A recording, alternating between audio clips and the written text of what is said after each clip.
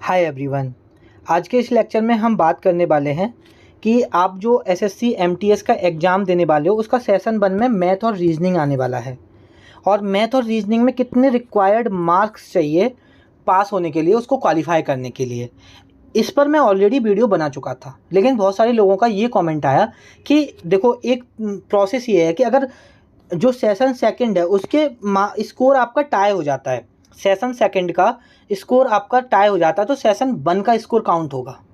और सेशन 1 का score count होगा, इसलिए सेशन 1 में बहुत सारे लोगों को ऐसा लगता है कि बहुत ज़्यादा आपको एक्स्ट्रा मेहनत करने की ज़रूरत है सेशन 1 में। तो मैं आपको इस वीडियो में एक मिथ क्लियर करने वाला हूँ। जो आपको ये मिथ है ना कि सेशन 1 के मार्क्स सेम हो जाएंगे तो फिर सेशन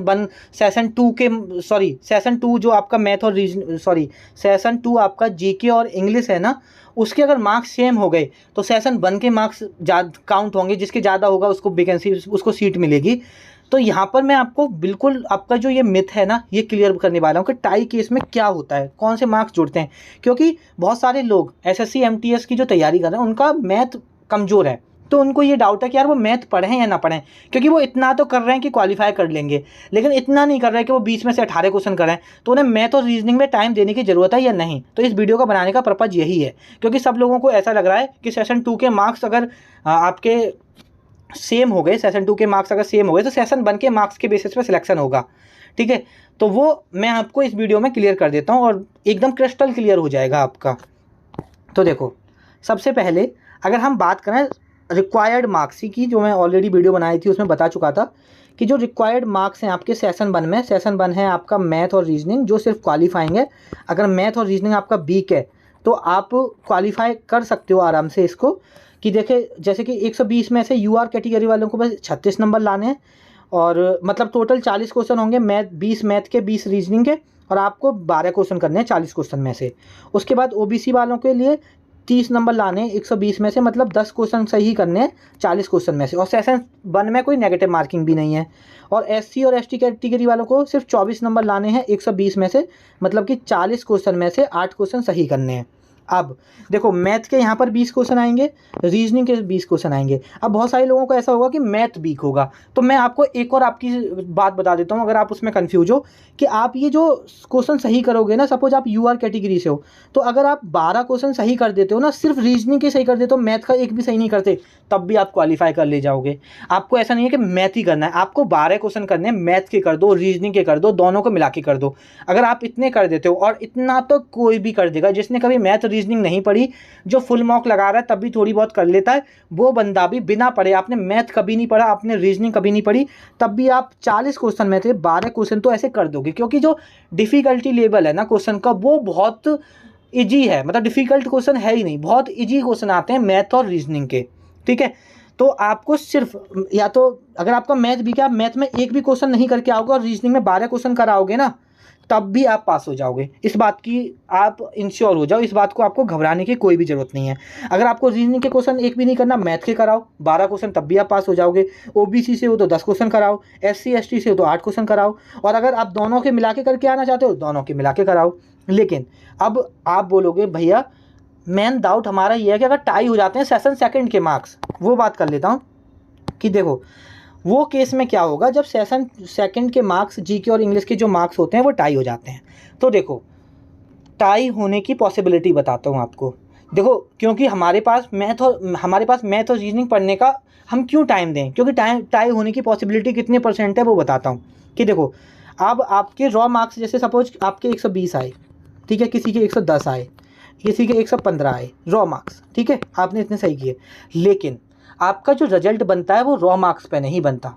रॉ मार्क्स आपके सेम हो सकते हैं, बट आपका जो नॉर्मलाइज्ड स्कोर है ना, नॉर्मलाइजेशन होने के बाद जो शिफ्ट के अकॉर्डिंग जो नॉर्मलाइजेशन स्कोर होता है ना, उसके बाद आपका जो स्कोर बनता है वो पॉइंट्स में बनता है।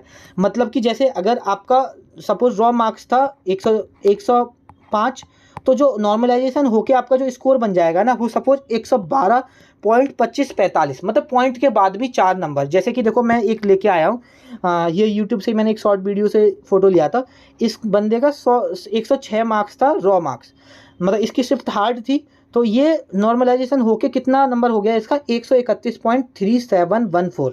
अब ये बताओ इतना नंबर सेम होने की, मतलब 131, चलो ये तो सेम हो सकता है, लेकिन 3714 ये नंबर भी सेम हो जाए, इसकी पॉसिबिलिटी कितनी है?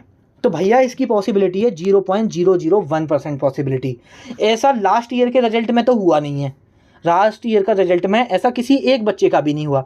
तो ये पॉसिबिलिटी ना के बराबर है। तो जो पॉसिबिलिटी इतनी दूर की है, उसके लिए मैं अपना मैथ और रीजनिंग पढ़ने में एक एक घंटा क्यों बर्बाद करूं? वो एक एक घंटे में मैं एक्स्ट्रा वोकैब, एक्स्ट्रा जीके पढ़ सकता हूं ना। हाँ, अब बात यह आ जाती है कि क्या अगर टाई होता है सेशन सेकंड के मार्क्स, तो सेशन 1 के काउंट होंगे? तो ये बात सही है, इस बात को, ये बात सही है कि अगर सेशन सेकंड के मार्क्स आपके टाई हो जाते हैं तो सेशन 1 के मार्क्स आपको लिए जाएंगे। लेकिन ऐसे प्रावधान बनाए जाते हैं। अब जैसे ये भी सपोज ये भी आपके सेशन 1 के भी सपोज चलो किसी के सेम आ गए, तो फिर डेट ऑफ बर्थ देखी जाएगी, जो बड़ा होगा उसको दे दिया जाएगा। अगर डेट ऑफ बर्थ भी सेम है तो फिर अल्फ़ाबेटिकल ऑर्डर ऑफ नेम देखा जाएगा, जिसका अल्फ़ाबेटिकल ऑर्डर ऑफ नेम में पहले नाम आएगा उसको दे दी जाएगी।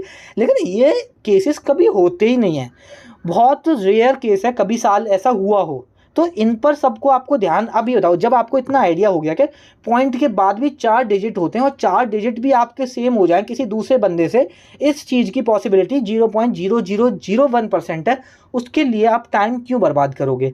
इसलिए आपको मैथ और रीजनिंग के लिए टाइम बर्बाद करने की ज़रूरत नहीं है। मैथ और रीजनिंग में आप 12 क्वेश्चन कर दो, यूआर कैटेगरी से हो, ओबीसी से हो तो 10 क्वेश्चन कर दो, और एससी एसटी से हो तो 8 क्वेश्चन कर दो, ठीक है। और मुझे पता है आप इतने से तो ज़्यादा ही करोगे, ऐसा नहीं है कि ये लिमिट लाइन है तो आप इसे ही करके आओगे। देखो आप, मुझे ऐसा लगता है कि एक बंदा जो तैयारी कर रहा है ना, वो कम से कम 120 में से उसके लिए 60-70 नंबर लाना तो कोई बड़ी बात नहीं है, क्योंकि मैथ और रीजनिंग आपका बहुत ईजी आता है। और देखो मैथ और रीजनिंग अलग से मत लगाओ, जो आप फुल मॉक देते हो ना, जो आप फुल मॉक दे रहे हो उसी वक्त सेशन 1 को छोड़ा मत करो। बहुत, अगर आपका मैथ और रीजनिंग बहुत अच्छा है तो छोड़ दो, सेशन 1 को मत लगाओ। लेकिन अगर आपका मैथ और रीजनिंग थोड़ा सा कम अच्छा है ना, तो एटलीस्ट उस वक्त लगा लो और उन क्वेश्चंस को एनालिसिस कर लो। बस इतना ही करने की जरूरत है मैथ और रीजनिंग में, ना किसी की क्लास देखने की जरूरत, ना फालतू में आपको टाइम बर्बाद करने की जरूरत। अपना फोकस रखो भाई सेशन 2 पर। आपका जो फाइनल सिलेक्शन होगा ना, वो सेशन 2 से होगा, ना कि सेशन 1 से होगा। क्योंकि आप पॉसिबिलिटी देखो ना उस चीज़ के, तो इसलिए ही आप थोड़े, बहुत सारे लोग, मैंने जब वीडियो बनाई थी इस चीज़ को लेके, तो उस वीडियो पे कमेंट हैं, मेरे को इंस्टाग्राम पे कमेंट किए हैं लोगों ने जाके। तो मुझे लगा कि यार इस पर वीडियो बनानी चाहिए, लोगों का जो डाउट है, मिथ है, वो क्लियर होना चाहिए। तो चलिए, आपका डाउट ये क्लियर हो गया होगा। और ये जो नॉर्मलाइजेशन पॉइंट के बाद किसी का 5-5 नंबर भी जाता है, ठीक है, तो ये चीज़ याद रखना। आपसे मुलाकात होगी किसी नेक्स्ट लेक्चर में, तब तक के लिए पढ़ते रहिए और ख्याल रखिए अपना।